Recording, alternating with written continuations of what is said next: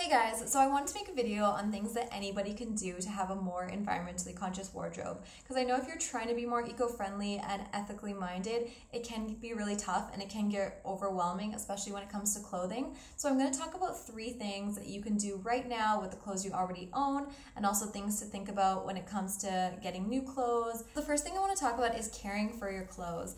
And I was actually really surprised to learn that a huge part of the environmental impact just a single piece of clothing has actually comes from the washing and drying of that piece of clothing. So if there's any way that you can reduce the amount of energy that's consumed in doing that, it can have a really big impact. Most people are surprised to learn that they actually need to wash their clothing less than they think they do. So not a lot of clothing needs to be washed after every wear.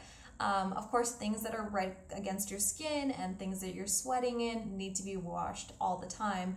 But stuff that's worn farther away from the body, or even if it's layered, you can wear those multiple times before you need to wash them. A lot of clothing can be hand washed. That's a good way to cut down the amount of water use. And that's also a good way if you just need to wash certain areas of the clothing. So sort of spot washing the clothes instead of putting them through a full machine wash cycle. And then for machines, obviously using cold water is a lot better. It's better for your clothes. If you can line dry your clothes, that's really great. That of course depends on where you live, but that's a great way to cut down the energy used. One of the things that's really important is avoiding dry cleaning because it has a lot of toxic chemicals and it's not healthy for the environment. It's not healthy for you to have on your skin.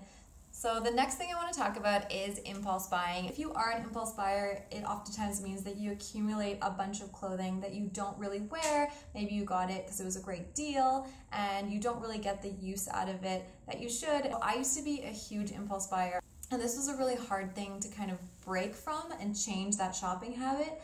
One of the best things I found was replacing shopping with other activities. Another thing that was really helpful for me when it comes to impulse buying was only going shopping for specific pieces I needed.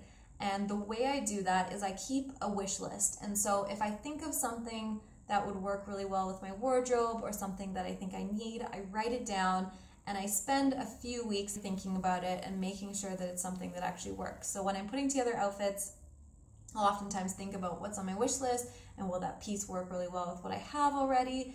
And then after a certain amount of time, if I find, yes, I still really want that, then I'll actually go out and shop for that specific piece. And when you're looking for one thing in particular, first of all, it allows you to focus really on what you want and what kinds of things work really well with the other clothing you have instead of just browsing around and looking at everything that's in the store. Shopping this way too also ensures that you get a piece that you really like because you spend time thinking about it, looking for it, and finding the piece that's going to be really perfect for you.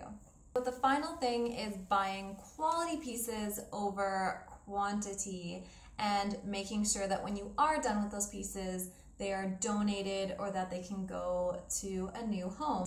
Oftentimes when you buy extremely cheap, discounted clothing, the quality is very poor and they end up falling apart and end up in the landfill. It's pretty terrible when you look at the statistics of how much clothing people tend to throw away. People say that buying quality pieces is a lot more expensive, and it definitely can be, especially depending on what you're used to buying and where you're used to shopping.